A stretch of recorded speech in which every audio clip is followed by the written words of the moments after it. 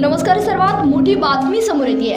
सकाळी चोरी केलेल्या चोरट्याला दुपारी अटक. नागरिकांच्या सतर्कतेमुळे पोलिसांनी चोरट्याला ठोकल्या वेड्या. पहा सविस्तर.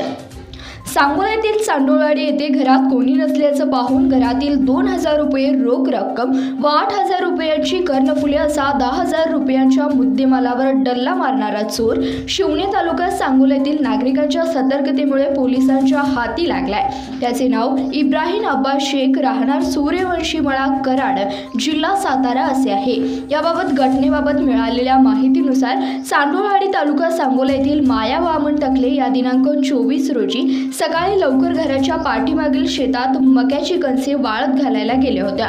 सकाळी 11:30च्या सुमारास तहान लागल्याने त्या पाणी पिण्याकरिता घरी आल्या होत्या. त्यावेळी त्यांना घराचा दरवाजा उघडा दिसल्याने त्यांनी स्वयंपाक खोलीमध्ये जाऊन पाहिलं असता किचनमधील साहित्य अस्ताव्यस्त पडलेलं होतं. त्यामुळे फिर्यादी यांनी स्टीलच्या डब्यामध्ये ठेवलेल्या एका पाकिटामधील 1.5 ग्रॅम वजनाचे सोन्याचे कर्णफुले व 2,000 रुपयाचा 10,000चा मुद्देमाल गायब झाल्याचं दिसून आलं. याबाबत त्यांनी सांगोला पोलिसात अज्ञात चोरट्याविरुद्ध तक्रार दिली होती.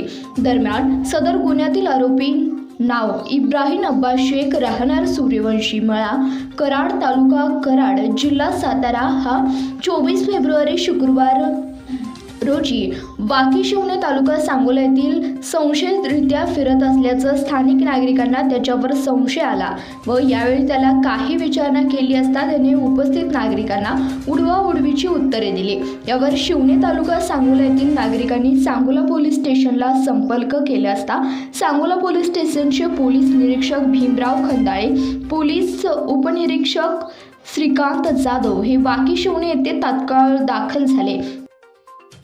त्यांनी सदर संशयित इब्राहिम शेख यास ताब्यात घेऊन सांगोला येथे पोलीस ठाण्यात आणून चौकशी केली असता त्याने चांडोळवाडी येथे केलेल्या चोरीची कबुली दिली असल्याचं सांगोला पोलीस ठाण्याचे पोलीस निरीक्षक भीमराव खंदाळे यांनी सांगितलंय.